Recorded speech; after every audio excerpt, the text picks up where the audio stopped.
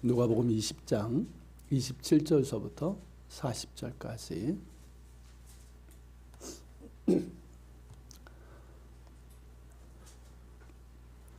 찾으신 줄 알고 누가복음 20장입니다. 누가복음 20장 27절서부터 40절까지.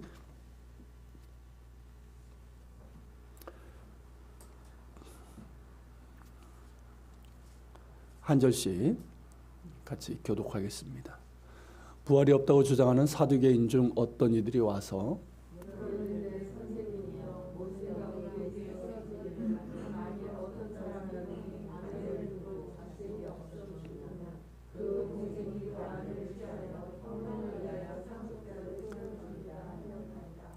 그런데 7형제가 있었는데 마지가 아내를 취하였다가 자식이 없이 죽고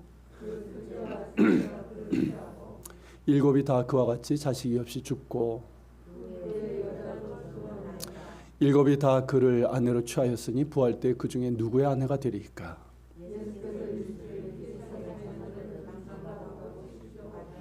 저세상과 및 죽은 자 가운데서 부활함을 얻기에 합당히 여김을 받은 자들은 장가가고 시집가는 일이 없으며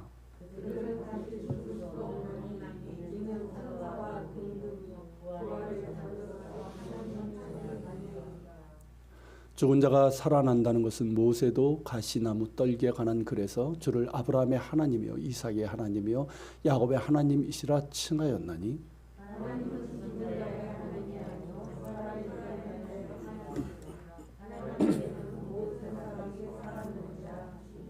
서기관 중 어떤 사람들이 말하되 선생님 잘 말씀하셨나이다 하니 아멘. 논쟁을 즐기는 그런 사람들이 있는 것 같습니다. 그것도 이제 그리 좋지 않은 의도를 가지고 논쟁을 일삼는 사람들이 있는 것 같아요. 이들의 논쟁이나 질문은 이게 논쟁을 위한 논쟁, 질문을 위한 질문인데 결국에는 반대를 위한 반대고요. 상대를 궁지에 몰기 위한 그런 이제 목적이 있습니다. 누가복음 20장이 이제 그런 논쟁들로 이어지는데 첫 번째는 이제 1절서부터 18절에서 우리가 본 것처럼 이 대제사장들과 서기관들이 그리고 장로들이 예수님이 이제 성전 정화를 하셨잖아요. 그 일들에 대해서 무슨 권위로 이 일을 하느냐, 그리고 이 권위를 누가 주었느냐라고 이제 따지듯이 물었습니다. 그리고 예수님께서는 그에 대한 대답으로 악한 포도원 농부 비유로 말씀하셨죠. 그리고 두 번째 이어지는 것이 이제 9절부터 19절부터인데 우리가 지난 주일에 본 것처럼 서기관들과 대제사장들이 예수님을 로마 총독에게 넘길 빌미를 잡기 위해서 헤롯 당원들과 바리새인들의 제자들을 이제 정탐으로 이렇게 보내죠. 신문을 속이고 보내서 이제 로마 황제에게 인두세를 바치는 것이 옳은지 아닌지 마치 추궁하듯이 그렇게 물었습니다. 그래서 예수님께서는 가이사의 것은 가이사에게, 하나님의 것은 하나님께 드려라. 그렇게 말씀하셨죠. 그리고 이제 오늘 본문인데 이 본문도 마찬가지입니다. 사두개인들이 예수님께 다가와서 논쟁을 하는 장면입니다. 보면 이 돌아가면서 이 못된 짓을 하고 있는 것이죠. 그러니까 이들 질문들을 보면 다 어떻습니까? 악한 의도를 가지고 정말 이 논쟁을 위한 논쟁이고 질문을 위한 질문이에요. 어떤 답을 얻기 위해서가 아니라 반대를 위한 반대, 그리고 상대방을 궁지로 몰기 위한 그런 악한 의도가 있습니다. 자, 27절에서 누가는 이들에 대해서 부활이 없다고 주장하는 사두개인이라고 말씀하고 있어요. 설명하고 있는데 사두개인이 부활이 없다고 주장하는 몇 가지 이유가 있습니다. 먼저 이제 사두개파의 유래에 대해서 우리가 좀 볼 필요가 있는데요. 주전 2세기경에 성경은 안 나옵니다만 주전 2세기경에 이스라엘 민족이 헬라 제국의 지배에서 벗어나서 약 100년간, 그러니까 로마가 지배하기 전까지 한 100년간 독립을 하던 시기가 있었습니다. 그때 세워진 왕조를 하스모니안 왕조라고 불러요. 그런데 이 하스모니안 왕조는 유다 지파의 다윗 혈통이 아니라 레위 지파의 제사장 가문이 통치를 했던 곳입니다. 그러니까 제사장이면서 왕직을 겸임했던 것이에요. 그러니까 자연스럽게 누가 권력층이 될까요? 제사장 그룹이죠. 그러니까 이 대제사장을 중심으로 한 이 지배층을 대변하는 그룹이 생겼는데 그게 바로 사두개파예요. 그러니까 제사장들과 귀족층들이 이제 모인 그런 그룹이죠. 그게 사두개파예요. 그러니까 이름은 왜 그렇게 생겼냐면 다윗 솔로몬 때의 대제사장이었던 사람이 사독인데 자신들이 그 사독, 대제사장 사독의 후예다. 그래서 사두키, 사두개파라고 그렇게 이름도 붙이게 된 거죠. 그러니까 그 태생에서부터 우리가 알 수 있는 것처럼 정치적인 색채가 매우 강한 제사장적 귀족층입니다. 그게 사두개파예요. 그리고 이들과 반대편에 있었던 사람들도 이때 나왔어요. 이들이 주장한 건 뭐냐면 이스라엘의 왕은 다윗 언약에 기초를 해서 오직 유다 지파의 다윗 혈통을 통해서만 나올 수 있는 것이고, 그리고 성경의 율법에 따라서 제사장은 왕직을 겸할 수 없다라고 주장한 이들이에요. 이들이 후에 바리새파가 됩니다. 그러니까 주로 이들은 이제 평민 출신들이 많았고 율법 준수와 성경의 정통성을 강조를 했죠. 이 제사장 중심의 이 귀족 그룹인 이 사두개파는 이제 반대편에 있었던 사람인데 정치적인 면에서 본다면 사두개파는 뭐에 해당될까요? 집권 여당이라고 할 수 있고 이 바리새파는 야당이라고 할 수 있는 것이죠. 이 하스모니안 왕조가 이제 망하고 이제 로마의 이제 통치하에 들어가게 되는데 그때에도 이 대제사장을 중심으로 한 이 사두개파는 성전이 있잖아요. 성전을 기반으로 해서 막강한 권력을 행사하던 이 기득권층이었고 귀족층이었습니다. 하지만 백성들에게는 인기가 없었죠. 그러니까 백성들에게 지지를 받으면서 훨씬 폭넓은 그런 영향력을 행사했던 이들은 바리새파였습니다. 왜냐하면 이 도시와 마을마다 회당이 세워졌거든요. 그리고 회당이 바리새파의 그런 활동의 중심지가 됩니다. 하스모니안 왕조 때는 이 두 그룹이 이 사두개파 바리새파들이 굉장히 극단으로 치닫기도 했어요. 그래서 뭐 상대방을 막 죽이거나 우리나라 조선시대 때면 사화 이런 거 있잖아요. 그런 것처럼 막 서로를 죽이는 그런 일들도 일어났는데 후에 일종의 중재안의 하나로 만들어진 게 뭐냐면 사내들인 공회입니다. 사도행전에 보면 공회라고 나오죠. 이게 사내들인인데 그걸 만든 거예요. 그래서 사두개파와 바리새파 그리고 이제 귀족층인 이 장로들 세 그룹이 함께 유대인들의 최고의 의결 기관을 만들었어요. 그래서 이 이후에 이 사내들인 공회를 통해서 이 사두개파 바리새파가 서로 이제 뭐 주요 사건들을 처리도 하고 그리고 때때로 협력을 했지만 기본적으로 어떨까요? 기본적으로 서로 반대편에 서 있던 사람들이었습니다. 사두개파가 이제 바리새파가 일반 민중을 대변하고 로마 정부와 헤롯 이 정권에 대해서 비판적이고 대중의 지지를 받았다고 한다면 사두개파는 어떨까요? 지배 세력과 이 귀족층을 대변하고 그리고 이제 친로마, 친헤롯 그러면서 이제 자신들의 권력을 행사했던 사람들이에요. 그러니까 백성들에게는 인기가 없었던 사람들이었던 거죠. 그리고 이제 바리새파는요, 이 차이점인데 바리새파는 지금 우리가 이제 구약 성경으로 우리가 갖고 있는 모세오경뿐만 아니라 예언서 나머지를 성문서라고 부르는데 이걸 다 성경으로 인정을 했어요. 근데 사두개파는 오직 모세오경만을 인정을 했습니다. 아울러 이제 바리새파는 또 하나의 오경을 얘기를 했어요. 그게 뭐냐면 이 기록된 우리가 가지고 있는 창세기서부터 신명기까지의 오경 이거를 이제 그 기록된 토라, 리튼 토라, 성문 율법이라고 하거든요. 이것 외에 모세로부터 이제 구전으로 이렇게 하나님께서 모세에게 주신 다른 말이 있다는 거예요. 기록된 거 말고 그것이 이제 쭉 이어져 가지고 지금 랍비들에게까지 왔다라는 거예요. 그게 이제 오랄 토라. 그러니까 구전 율법이죠. 구전 전승인데 이거를 이제 하나님께서 시내산에서 모세에게 이 기록된 성경과 기록되지 않고 이 구전되는 율법을 두 가지를 주셨다는 거예요. 성경에는 나옵니까? 나오지 않죠. 사실 이 오랄토라, 이 구전 율법은 뭐냐면 오경에 대한 랍비들의 성경 해석이에요. 성경 해석인데 자기들이 존경하는 이제 그 랍비들 아닙니까? 그 권위를 높인 거예요. 그 권위를 높여서 어디까지? 기록된 오경 여기에까지 높인 거예요. 이것이 예수님 그 복음서에서는 뭘로 나올 거예요? 이 구전율법이 장로들의 전통, 장로들의 유전 이렇게 나옵니다. 예수님께서 바리새파를 책망하실 때 이 말씀하셨어요. 너희는 너희들의 유전, 그러니까 장로들의 유전, 그러니까 이게 이 구전율법이에요. 이걸 지킨다고 하면서 정작 하나님의 계명은 어기는도다. 그러면서 책망을 하셨던 것이죠. 바로 이런 점 때문에 바리새파가 처음에는 예수님께 우호적이었다가 나중에는 자기들의 이제 구전율법을 비판하고 자기들과 다르게 이제 성경 해석을 하니까 어떻습니까? 이제 못마땅하게 여기고 결국에는 반대하고 제거하려고 했던 것이죠. 자, 사두개인들이 이것을 받아들였을까요? 바리새인들이 그렇게 주장하는 똑같은 이 오경과 똑같은 권위가 있다고 하는 구전율법, 당연히 받아들이지 않죠. 인정하지 않았죠. 이들은 구전율법을 거부했고 오직 기록된 모세오경만이 권위 있는 성경으로 그렇게 인정을 했어요. 그리고 이제 예언서나 성문서 등에는 우리가 이제 읽어보면 알겠지만 제사장들과 이 성전 제의를 이제에 대해서 부정적인 내용들이 있죠. 왜냐하면 이제 이스라엘이 타락하면서 타락한 게 뭡니까? 종교적인 타락이잖아요. 제사장들의 타락, 그리고 성전 제의의 타락, 이런 것들을 이제 책망하고 비판하는 그런 내용들이 나옵니다. 이것이 이제 성전을 기반으로 하는 제사장들에는 불편한 거예요. 이것도 예언서 등을 받아들이지 않았던 이유 중에 하나입니다.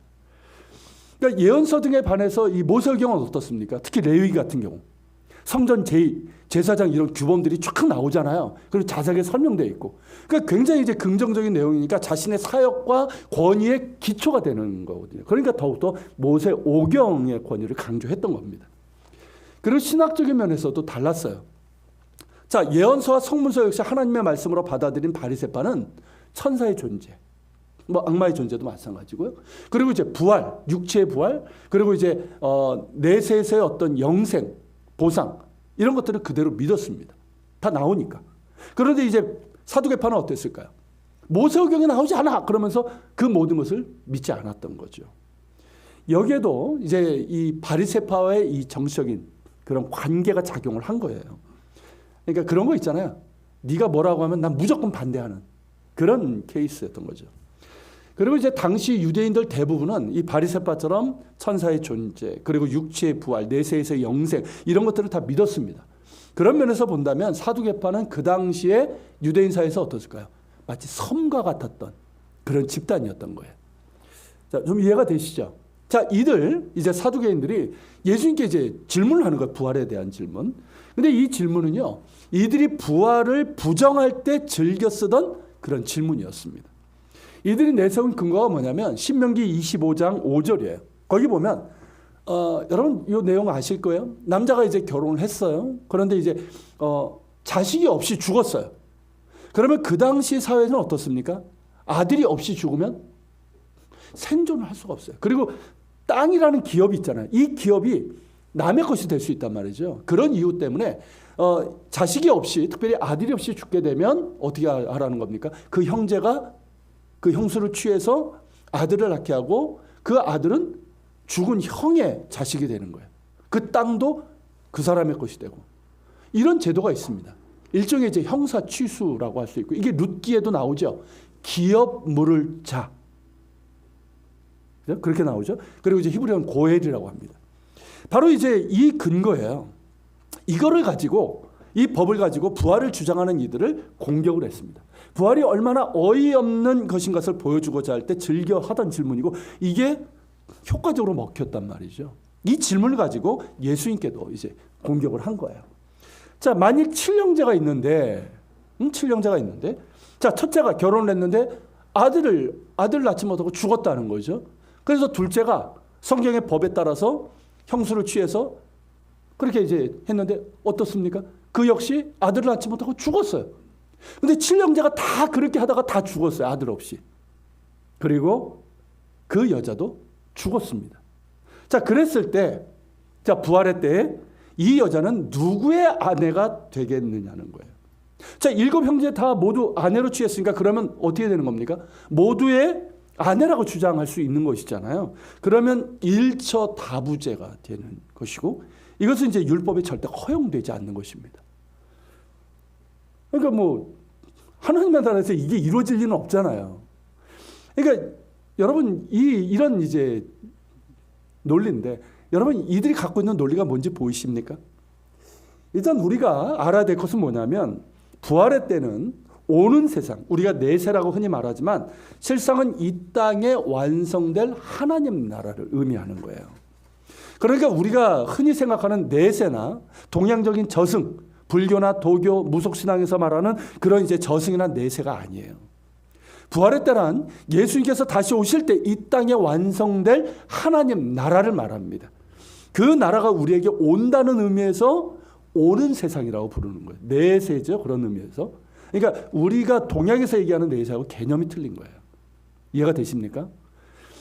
자, 이들 사두개인들이 갖고 있던 논리는 뭐냐면 부활의 때, 그러니까 이제 장차 오는 세상이죠. 하나님 나라가 완성되는 그때에 그 나라는 지금 우리가 살고 있는 세계와 비슷하다는 가정이에요.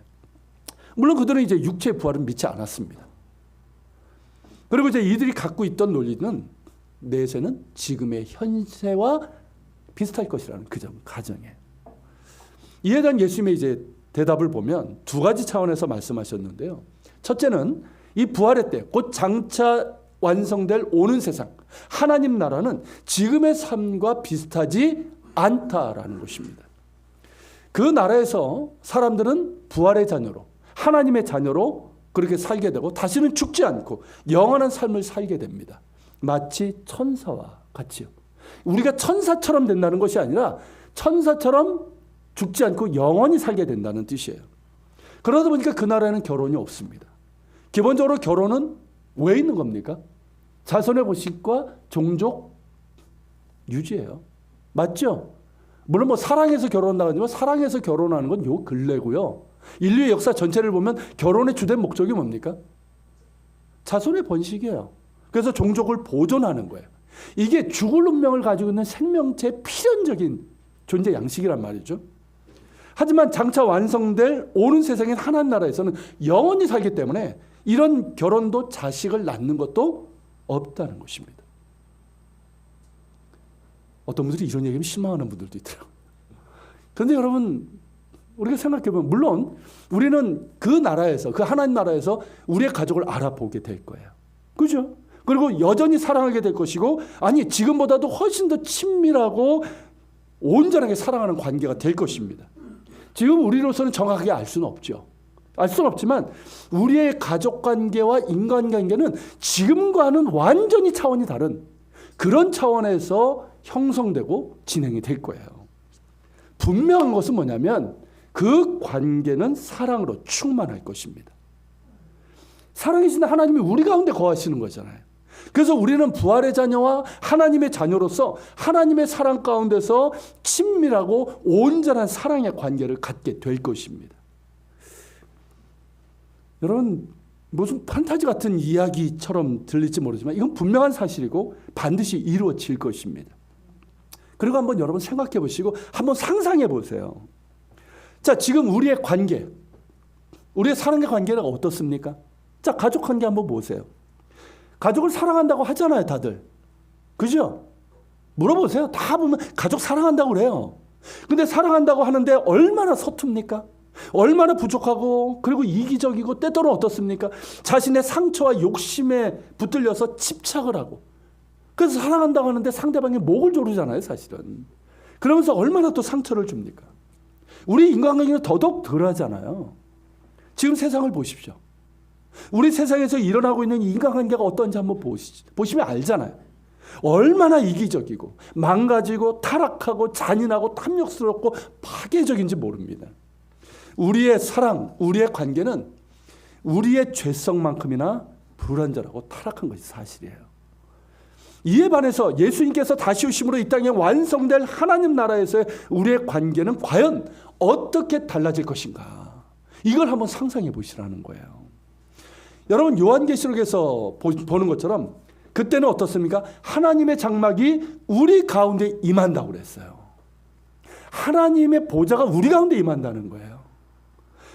그래서 하나님께서 친히 우리와 함께 계셔서 우리의 모든 눈물을 씻겨 주실 것입니다. 그래서 다시는 사망이 없고 애통하는 것이나 곡하는 것이나 아픈 것이 다시 있지 않게 될 거예요. 처음 것들이 다 지나갔기 때문입니다. 하나님께서 만물을 새롭게 하실 것입니다. 모든 것을 새롭게 하시고 우리의 모든 것도 새롭게 하실 것입니다. 우리의 죄성이 사라지게 될 것이에요. 우리의 상처와 이기적인 욕심도 사라지게 될 것입니다. 우리는 온전히 하나님의 충만한 사랑으로 우리가 충만하게 될 거예요. 그리고 예수님께서 우리에게 보여주신 그 사랑으로 우리의 가족을 사랑하게 될 것이고, 우리가 이 땅에서 관계를 맺었던 사람들은 물론이거니와 모든 사람들을 그 사랑으로 사랑하게 될 것입니다. 우리는 어떻게 될까요? 우리 지금 예한교회라고 하는 이 공동체에서 함께 신앙생활하고 있는 우리들은 어떻게 될까요? 지금 우리의 사랑은 어떻습니까? 우리가 정말 주님 사랑을 닮아가면서 사랑한다고 노력하고 있잖아요. 그렇지만 어떻습니까? 실제로는 얼마나 부족하고 흠이 많은지 모르겠어요. 저도 그렇고요. 그렇죠. 때로는 서로 오해하고 서로에게 상처를 주기도 하지 않습니까? 하지만 우리가 하나님 나라에서 만날 때는 온전하고 충만한 사랑을 하게 될 것입니다. 우리 안에 관계를 금가게 하는, 그리고 깨트리는 그 어떤 결함도 사라지게 될 거예요. 예수님처럼 온전하고 충만한 사랑으로 서로를 대하고 사랑하며 섬기게 될 것입니다. 여러분, 이것을 생각하면 여러분들의 마음이 어떠하십니까? 저는 이것을 생각하면 감격되고 흥분이 되고요. 그리고 위로를 받고 새로운 도전을 받게 됩니다. 지금의 저의 사랑, 저의 인간관계를 보면 부족하고 연약합니다. 때로 힘들고 또 아플 때도 있어요. 그렇지만 장차 하나님 나라에서 이루어질 사랑의 관계를 생각하면 위로를 받게 됩니다. 또한 그 나라에서의 사랑의 관계를 소망하는 자답게 지금 여기에서, 그죠? Here and now. 지금 여기에서 주님을 바라보면서 마음을 새롭게 함으로 변화를 받아서 하나님이 기뻐하시는 사랑, 예수님을 닮아가는 섬김과 관계를 맺어야겠다는 그런 도전을 받게 되는 거예요. 여러분, 요한 1서 3장 2절부터 3절이 그것을 우리에게 말씀하고 있어요. 여러분, 이 말씀은 꼭 기억하시고 가능하면 외웠으면 좋겠어요. 한번 읽어볼까요? 사랑하는 자들아, 우리가 지금은 하나님의 자녀라. 장래에 어떻게 될지는 아직 나타나지 아니하였으나 그가 나타나시면 우리가 그와 같을 줄을 아는 것은 그의 참모습 그대로 볼 것이기 때문이니 주를 향하여 이 소망을 가진 자마다 그의 깨끗하신과 같이 자기를 깨끗하게 하느니라. 여러분, 우리는 장래에 누구를 보게 될 것입니까? 예수님을 보게 될 거예요. 할렐루야. 하나님 나라에서 우리는 부활하신 예수님과 같은 부활의 몸을 갖게 될 것입니다. 그리고 예수님과 같은 사랑을 하게 될 거예요. 여러분, 이것이 우리가 바라는 소망이에요. 우리의 소망이에요. 주를 향하여 이 소망을 가진 자마다 어떻게 한다는 겁니까? 그의 깨끗하심과 같이 자기를 깨끗하게 한다는 거죠. 이 땅에서 거룩한 삶, 구별된 삶, 믿음의 삶, 순종의 삶을 살아간다는 거예요. 이 소망이 있기 때문에 그냥 우리가 어떤 인간 종교, 어떤 자기의 어떤 욕심을 바라는 그런 종교를 믿는 게 아니잖아요. 그런 사람들이 이거라고 필요가 없어요. 그러나 우리에게는 장차 주님을 직접 보게 되는 그 소망이 있습니다. 그분과 같게 될 거예요. 그렇기 때문에 우리는 이 소망을 가진 자로서 주님의 깨끗하신과 같이 자기를 깨끗하게 하는 거예요. 할렐루야. 그리고 여러분, 주님을 향하여 이 소망을 가진 자, 우리가 주님을 보게 되고 주님과 같은 부활의 몸을 갖게 될 것이고, 그때 우리는 주님께서 우리를 사랑하신 그 사랑을 우리를 사랑하게 될 거란 말이죠. 이 소망을 가진 자답게 지금 이 땅에서 어떻게 해야 될까요? 내 이웃을 내 몸처럼 사랑해야 되는 거예요. 이것이 마땅하다는 거죠. 여러분, 우리에게는 분명한 소망이 있습니다. 할렐루야. 이건 막연한 내세의 보상이 아니에요. 여러분, 천국은, 하나님 나라는 우리의 어떤 도피처나 어떤 판타지가 아니에요. 성경의 예언대로 예수님께서 다시 오신 것처럼 성경의 예언대로 다시 오실 것이고, 그때 하나님 나라가 완성될 것입니다.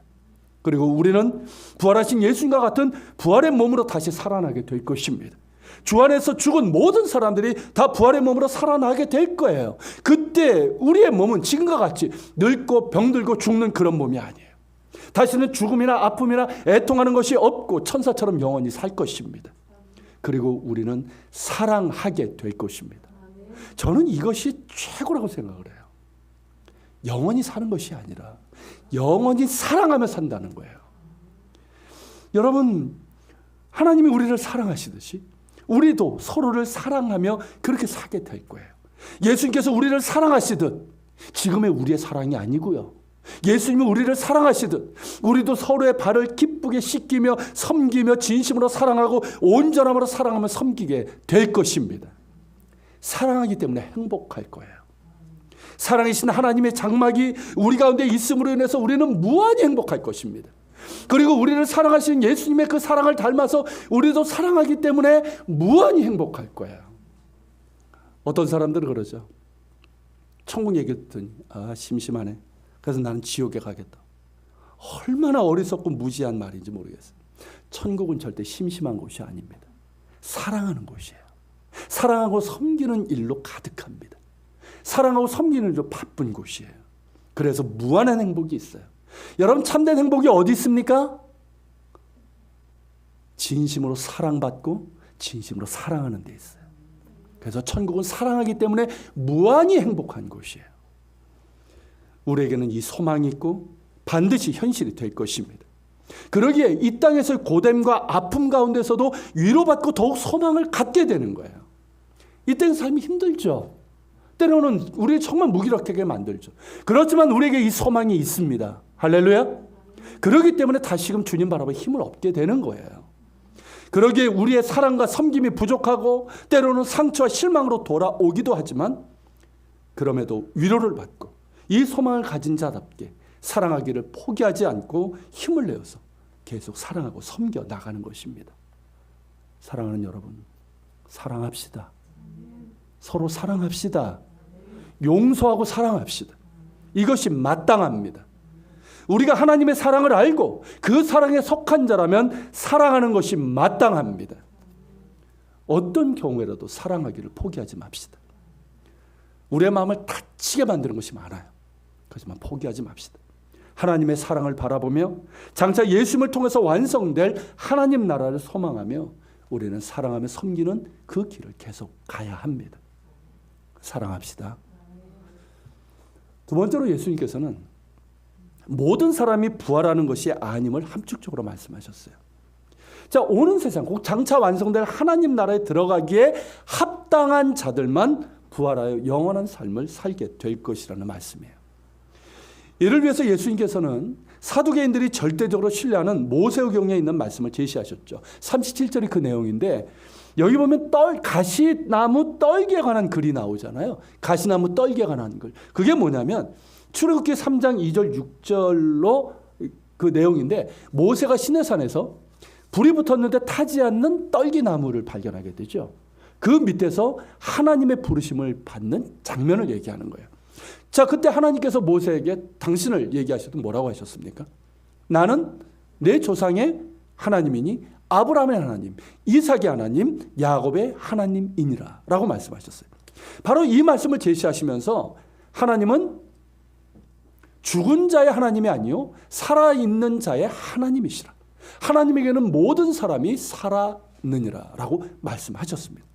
여러분, 무슨 뜻인지 이해가 되십니까?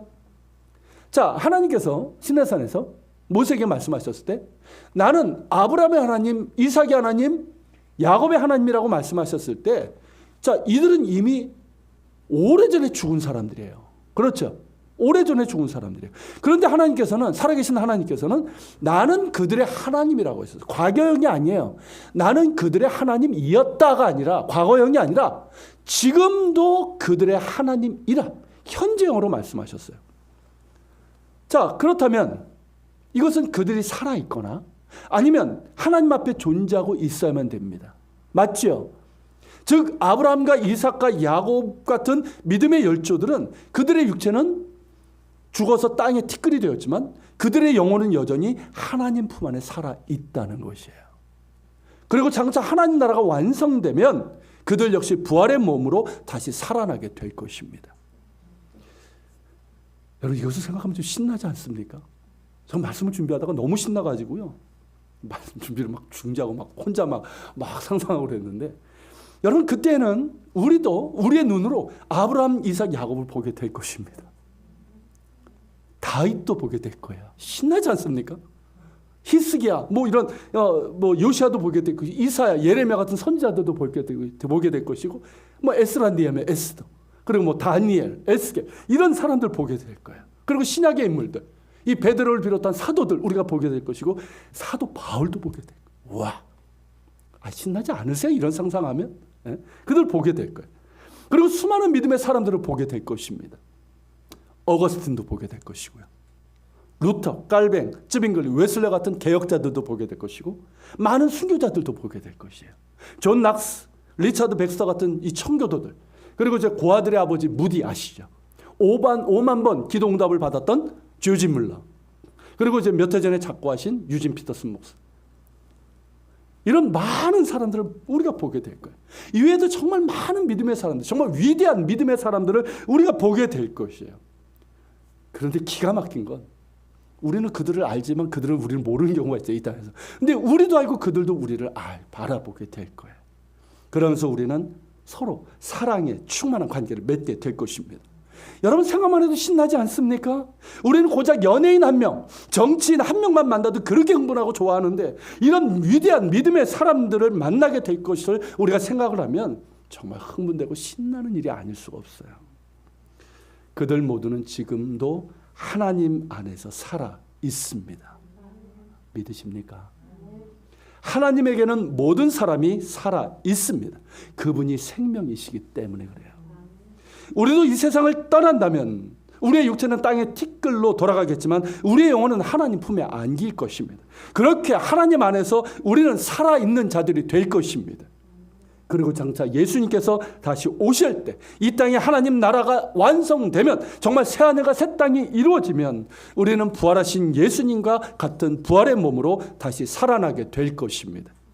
살아계신 하나님, 부활의 생명이신 예수님 안에서 부활의 자녀요, 하나님의 자녀로서 살아가게 될 것입니다. 이는 반드시 이루어질 것입니다. 이것이 우리의 믿음이고 소망이 되고 또한 사랑의 동기가 될 수 있기를 축원합니다. 예수님께서 부활하신 것이 바로 그 증거예요. 예수님의 부활은 뭐라고 얘기합니까? 부활의 첫 열매라고 그러죠. 예수님께서 부활의 첫 열매가 되고 우리도 그와 같은 부활로 다시 살아나게 될 것이라는 뜻이에요.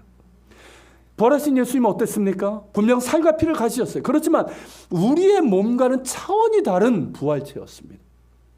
그렇게 부활의 첫 열매가 되신 예수님을 직접 뵙고 만지고 그 품에 안기고 함께 먹고 마시며 장차 완성될 하나님 나라에 대해서 들었던 이들이 우리에게 전한 것이 바로 복음입니다. 그들은 증인이었습니다. 우리 역시 믿음 안에서 부활하신 예수님을 만났습니다. 우리 역시 그 분명한 증거를 가진 사람들입니다. 그러게 증인으로서의 삶을 살아가야 되는 거예요. 하나님의 사랑으로 이 땅 가운데 오신 예수님, 죄로 인해서 죽을 수밖에 없는 우리를 위해서 십자가에 달리셔 죽으시고 삶 안에 부활하신 예수님, 그리고 부활의 몸을 그대로 가지고 하나님 보좌 우편에 계셔서 지금도 우리를 위해서 중보하시고 성령님을 통해서 우리와 함께 하시는 예수님, 그리고 장차 다시 오셔서 이 땅 가운데 하나님 나라를 완성하시고 그 약속대로 우리 모두를 부활의 몸으로 다시 살아나게 하실 예수님, 그분 우리 주님을 바라보며 또한 믿으며 죽어가는 영혼들에게 이 복음을 전해야 하는 것입니다. 길이요 진리요 생명이신 예수님, 부활이요 생명이신 예수님을 전하는 것이, 이것이 부활이신 주님의 증인된 우리의 사명입니다. 할렐루야. 지금 코로나 상황으로 인해서 전도가 쉽지 않은 상황이지만 여전히 사람들에게는 복음이 필요합니다. 잊지 마십시오. 재난지원금 얘기가 나오고 맞습니다. 돈이 필요하죠. 건강도 필요합니다. 백신도 필요하고. 근데 정말 필요한 건 뭡니까? 그들이 구원받는 거예요. 그들에게 정말 필요한 것은 이 복음입니다. 여러분 성령의 지혜와 인도하심을 구하면서 복음을 전할 수 있길 바랍니다. 사랑하는 마음으로 가족을 위해서 기도하면서 복음을 전하십시오. 긍휼히 여기는 마음으로 기도하시면서 주변 사람들에게 복음을 전하십시오. 우리의 말로도 전하고 우리의 행함으로, 사랑의 섬김으로, 나눔으로 그렇게 복음을 전할 수 있기를 바랍니다. 여러분 하나님은 죽은 자의 하나님이 아니요 살아있는 자의 하나님이십니다. 하나님에게는 모든 사람이 살아 있습니다. 하지만 모든 사람이 그렇게 되는 것은 아닙니다. 오직 하나님과 올바른 관계를 맺고 있는 사람들만이 하나님 안에서 영원히 살게 될 것입니다. 자기 죄를 회개하고 예수 그리스도를 나의 주님으로 영접할 때 하나님과의 관계가 회복되고 비로소 시작이 되는 것이죠. 그러므로 예수 믿어야 합니다. 제대로 믿어야 됩니다. 내가 주인 되었던 그 모든 죄를 회개하고 예수를 나의 주인으로, 나의 구주로 온전히 영접하면서 믿음과 순종 가운데 하나님과 올바른 관계를 이루어 가야 됩니다. 교회 다닌다고 천국 가는 거 아닙니다. 기억하십시오. 십수년 교회 다니고 모태신앙이고 직분받았다고 목사이고 장로이고 권사이고 안수집사고 집사라고 해서 직분받았다고 하나님 나라 들어가는 것 아니에요. 내 안에 예수님이 살아계실 때, 내가 예수님을 통해서 하나님과 관계하는 사람이 될 때 그 문이 열리는 것입니다. 믿음과 사랑과 순종 가운데서 예수님을 닮아가면서 하나님과 올바른 관계를 이루어가는 사람에게 그 문이 활짝 열리는 거예요. 예수 믿으십시오. 예수 믿으십시오. 믿는다면 제대로 믿읍시다. 정말 예수 제대로 믿읍시다. 예수께서 책망하신 것처럼 회칠한 무덤 같은 자가 아니라 입만 열면 성경이고 신앙에 대해서 말하는데 실상 그 안에는 예수가 없는 껍데기가 아니라 그 안에 예수님이 있어서 정결함을 입은 사람, 그 삶 가운데 주님을 향한 바른 지식이 있고 믿음이 있고 사랑과 순종이 있어서 예수님 닮아서 열매를 맺어가는 그런 사람들이 다 될 수 있기를 바랍니다. 예수 잘 믿읍시다. 지금 한국교회의 모습을 보면 정말 절실합니다. 저 자신도 두려움 가운데서 돌아보게 되는 거예요. 저는 목사이기 전에 한 사람의 그리스도인입니다. 한 사람의 성도예요. 저도. 정말 그리스도인으로서 나는 예수를 잘 믿고 있는가 자신을 돌아보게 됩니다. 애는 쓰지만 때로는 한없이 부족하고 이거밖에 되지 않나 하는 그런 자괴감이 들 때도 있습니다. 그래서 주님께 참 죄스러울 때도 있어요. 하지만 저는 하나님의 사랑을 믿습니다. 저는 사랑받는 존재임이 확실합니다. 그 사랑을 믿기에 다시 주님을 바라봅니다. 다시 십자가 앞으로 나아갑니다. 다시 회개하고, 어제도 그랬어요. 다시 회개하고 다시 궁휼하심과 때를 따라 돕는 은혜를 구하며 믿음을 구하고 힘을 구합니다. 제 안에는 소망이 있습니다. 예수 잘 믿고 싶은 소망이 있고요. 예수님 닮고 싶은 소망이 있습니다. 그 소망을 가지고 살다가 그렇게 살다가 하나님 품에 안겨서 영원히 사는 소망이고 하나님 나라가 완성될 때 부활의 몸으로 다시 살 것이라는 소망이 있습니다. 이 소망을 가지고 다시 일어섭니다. 이 소망이 저에게 위로가 되고 다시 힘을 주는 도전이 됩니다. 사랑하는 여러분, 여러분 모두도 이 소망을 가지고 함께 일어설 수 있기를 바랍니다. 이 소망을 가지고 예수 잘 믿는 그냥 교회 다니는 사람들 말고요. 정말 예수 잘 믿는 성도들 될 수 있기를 축원합니다. 이 소망을 가지고 예수 잘 믿고 예수님의 복음 세상에 전하고 하나님 나라와 의를 구하고 그러는 삶을 살아가자는 거예요. 그렇게 살다가 이 세상을 떠날 때 하나님 품에 안겨 영원히 사는 자가 되고 주님 다시 오실 때 하나님 나라에서 부활의 몸으로 다시 만나서 우리가 다시 만날 거 아닙니까? 할렐루야. 다시 만나서 영원히 함께 사는 우리 모두가 될 수 있기를 간절히 소망합니다. 같이 기도합시다. 오늘 말씀을 기억하면서 기도합시다. 주님, 우리에게는 부활의 소망이 있습니다. 천국은 막연한 내세의 어떤 피난처가 아니라 보상이 아니라 판타지도 아니고 실제이고 실제로 이루어질 것입니다. 우리에게는 이 소망이 있습니다. 장차 우리는 주님을 보게 될 것입니다. 또 주님과 같이 될 것입니다. 부활의 몸으로 우리는 다시 살아나게 될 것입니다. 이 소망을 가진 자답게 우리 자신을 성결하고 거룩한 삶으로 살아가게 하여 주시고 합당한 믿음과 사랑과 순종의 삶을 살아가게 하여 주옵소서. 무엇보다 사랑하게 하여 주시옵소서. 용서하고 사랑하게 하시고 이 소망을 가지고 예수 잘 믿고 복음 전하고 하나님 나라의 의를 구하는 삶을 살아가게 하여 주시옵소서. 우리 같이 기도하며 주님 앞에 나갑시다. 사랑하는 주님, 이 시간 아버지 기도하며 주님 앞에 나갑니다. 거룩하신 하나님 붙드시고 인도하여 주시옵소서. 거룩하신 아버지 하나님, 주의 은혜 가운데서 우리를 붙드시고 하나님 함께 주시옵소서. 주시길 원합니다. 거룩하신 하나님, 우리 아버지의 말씀을 주시고 주께서 아버지 하나님 이 땅에 오시고 장차 아버지 하나님 이 세상이 끝날 때에 하나님 나라가 이루어지고 우리가 아버지 하나님 부활의 몸으로 다시 살아나 전사처럼 영원히 살게 될 것입니다. 영원히 사랑하게 됨을 감사합니다. 주님, 우리에게 이 소망이 있습니다. 이 소망이 있습니다. 이 소망을 가지답게 아버지 하나님 우리 자신을 깨끗하게 하여 주시옵시고 합당한 믿음과 소망과 사랑을 가지고 살게 하시고 무엇보다 사랑하게 하옵소서. 사랑하기 포기하지 않게 하시고 사랑하게 하여 주시옵소서. 이 소망을 가진 자답게 용서하며 사랑하며 섬기게 하시고 또 아버지 하나님 예수 잘 믿는 우리가 되게 하여 주시옵소서. 예수 잘 믿고 그래서 아버지 하나님 정말 아버지 이 복음을 전하며 하나님 나라를 구하며 살아갈 수 있는 우리 모두가 될 수 있도록 하나님 도와주시길 원합니다. 아버지 하나님 주시고 걸어가신 아버지 하나님 주시길 원합니다. 아버지 하나님 주시옵소서. 이 씨앗들이 아버지 하나님 열매 맺게 하시고 주인도해 주시길 원합니다. 주님 함께 주시옵소서.